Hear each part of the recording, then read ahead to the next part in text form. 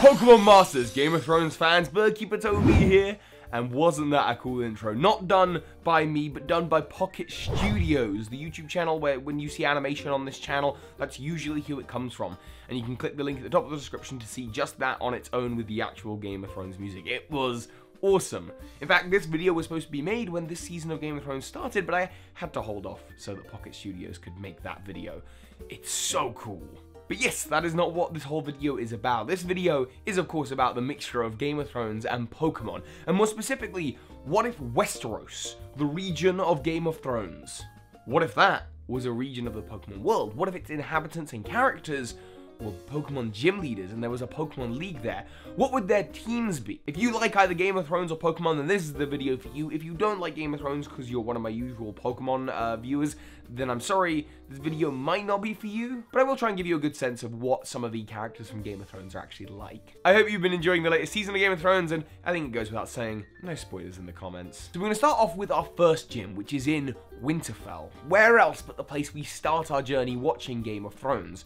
This is in the Great North, and held by House Stark when we begin our journey. The Starks kind of act as your eyes for the show. Generally speaking, you're rooting for them when you're watching Game of Thrones. And of course, it's held by none other than Ned Stark. And the sigil of House Stark is the Dire Wolf, and that will become relevant later on when we explore other characters. But for now, let's say you go to your first gym, and Ned Stark's gonna test you out. He's gonna go easy on you because you're he's the first gym leader. And he is going to be a multi-type gym. This doesn't happen a lot in Pokemon, but there are a few examples. And he will challenge you with 3 Pokemon, Riolu, Rockruff, and Zorua. These 3 Pokemon are all very popular pup Pokemon, as Ned Stark is a very popular character.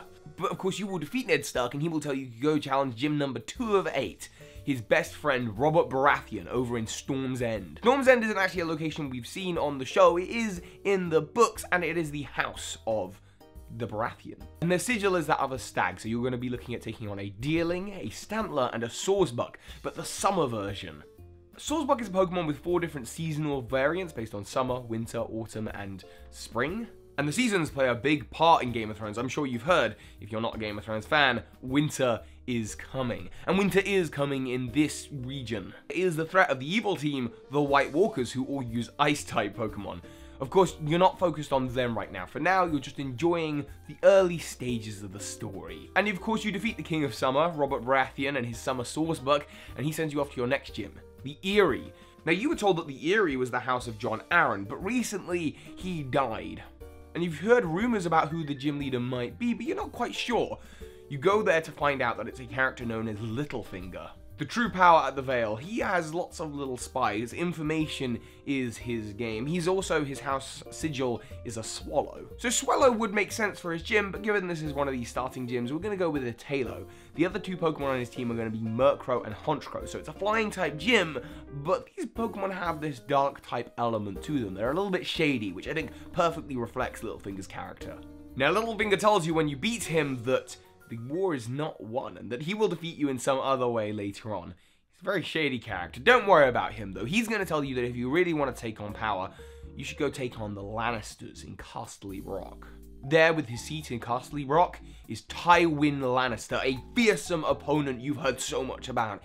He is absolutely terrifying, and he has 3 lion cubs. Because of course, the sigil of House Lannister is the lion.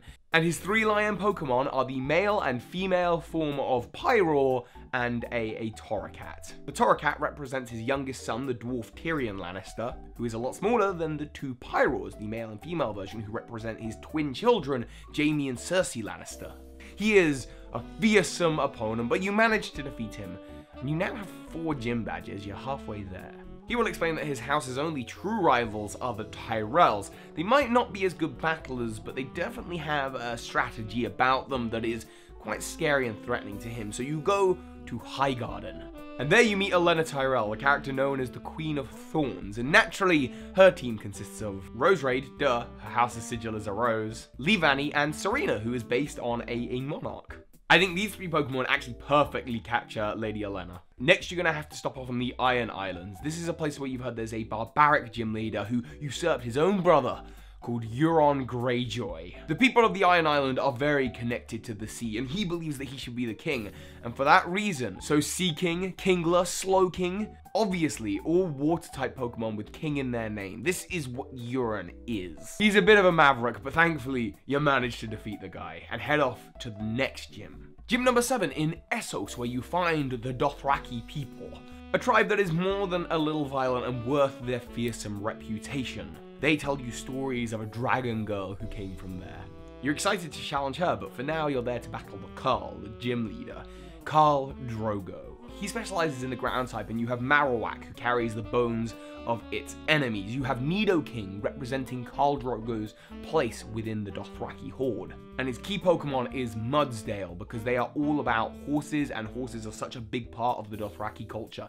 His Mudsdale is connected to him. And he tells you more about this Dragon Queen, who he has a lot of admiration for. And he tells you, if you're going to beat her, you're going to have to beat the final gym leader, who is maybe as strong as her. Although, of course, he believes her to really be stronger. But he is up at a place called The Wall. The Wall is the 8th and final gym leader, a character who started himself in Winterfell. I'm talking, of course, about Jon Snow. Jon Snow is the 8th gym leader. Don't worry, this isn't the final challenge. There's a Pokemon League to go yet. But Jon Snow's team also consists of ice types. In fact, before you can battle him, you're going to have to help him defeat the evil team, the White Walkers. He specializes in the ice type as well, and his team consists of a Glaceon, an Alolan Ninetales, and a Beartic. Glaceon and Alolan Ninetales make sense because they're kind of like wolves, and Jon Snow came from House Stark. And Beartic makes sense because there's some debate as to whether the pommel on his sword, known as Longclaw, is a bear or a wolf. There's honestly not a lot of ice Pokemon to work with, but I think this team works for him. And if you defeat him and you help him defeat the White Walker, then he tells you that you're definitely ready to take your place on the Iron Throne. But to get there, you're gonna have to defeat the Elite Four. So you head off to King's Landing. King's Landing Elite Four is just a group of some of the most powerful soldiers from all across Westeros. You start off battling a character known as Beric Dondarrion. Now he's a character that does not only come back from the dead, but also has an affinity for fire. And with that in mind, his team is going to consist of the Ghost type. But both his Chandelure and Alolan Marowak cover the fire aspect of him. He also spends a lot of the times when you first meet him in the forest, part of a Robin Hood kinda shady type group called the Brotherhood Without Banners. So Trevenant kinda made sense here, as well as Decidueye, because there's a really good archer in his group. And finally, he has Aegislash representing his sword that can go on fire. So maybe it knows a fire type move. The next member of the Elite Four is from Dawn, Prince Oberon. He is a poison type master, of course. His team consists of 2 Survivors and an Arbok, representing the Sand Snakes of Dawn. Those are his daughters, but he also has a Gliscor and a Drapion, which I think perfectly represent what he's all about. Now you're halfway through the Elite Four towards the champion here, and you're gonna battle another dog-related character. A character known as the Hound. He is one of Westeros' greatest fighters, and he has a team of Dark-type dog Pokemon. Absol, Mightyena, Zoroark, and Houndoom, but as well as that, I'm going to put in Lycanroc Nightform. I know it's not Dark-type, but sometimes thematically, you're going to make a few exceptions. This character is a wicked deadly fighter. Getting past him is gonna be tough. And of course, he's Dark-type to represent his kind of more shady personality as well. He's done a lot of wrong in his life. But he's trying to make up for it now with his place on the Elite Four, and you're going to move on to the final Elite Four member, Gendry. He's gotten pretty strong from all that rowing. He was a blacksmith and actually related to royalty, so it makes so much sense that his type would be the steel type. So Aegislash, because he's a smith. Fortress, because he's inside King's Landing. Bishop and Excavalier, because, you know, they're kind of like knights, and, well, he's a smith, so he makes armor, and you're definitely a knight if you wear armor. That's how that works, right, Hotplay? And of course, the final Pokemon on his team is Empoleon, a part steel-type Pokemon. Empoleon just because of Gendry's ties to royalty. Of course, you've now defeated the Elite Four, and you are going into the throne room, and there, on the Iron Throne in the Red Keep, is Daenerys Targaryen. And she, of course, has a full arsenal of dragon Pokemon. Kingdra, although I'm sure she would prefer the name Queendra. Noivern, whose design being more like a wyvern is actually closer to the designs of the dragons from Game of Thrones. They're not wyverns, they're dragons, but they look a lot more like wyverns. Hydreigon, who has 3 heads, which makes sense because the Targaryen sigil is a 3-headed dragon. Dragonite, because it's the classic dragon, and that's what Game of Thrones is all about. At the end of the day, is, you know, I mean, you got your politics, you got all the really cool stuff, but you also just have dragons. Just simple, they're cool. Flygon, who is a ground-type dragon, which represents her ties to the Dothraki people, and then finally a Mega Charizard X. because it's a fire breather. And what are dragons if not just a giant, you know, force for fire breathing and destroying? And I think that's what Daenerys represents here. Of course, you will defeat her and finally take your place on the Iron Throne of Westeros.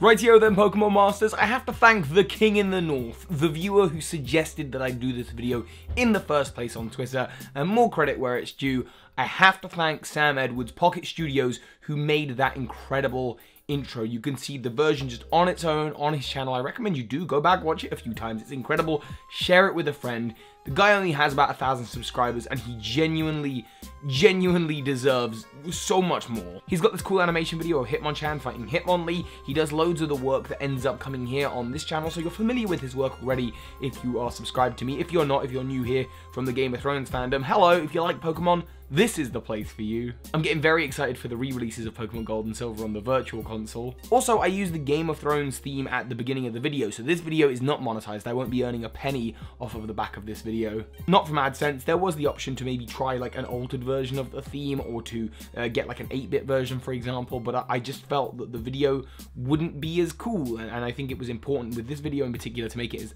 absolutely cool as possible. So I especially want to thank out the Patrons who allowed me to make videos like this on occasion and not worry too much. Over a 10-minute video with no ads, that is a rarity here on YouTube. Anyway, again, thank you so much to my Patrons, especially the big Patrons of the month, Nicholas0202, Immortal Absol, and Joe Schofield. That said, I've just had a little update. Pocket Studios has decided to sell that map of the Pokemon world in his Game of Thrones style design on TeePublic. So if you click the link in the description as well, you can get hold of a copy as either a laptop cover or a shirt, or a poster or a mug, and if you decide to pick one up, it helps out his channel and it sends a little referral bonus my way as well, so it helps out this channel as well, so, you know, check it out. Again, a massive shout out, please check out his channel, link in the top of the description, to Pocket Studios. He even used my map where like from the video where I had all of the Pokemon regions, so you can check that out if you're new here, or Sam Edwards, he's right there. So hi, Pokemon Masters. This is Ash Ketchum. You just watched a video by Birdkeeper Toby. That makes you a Pokemon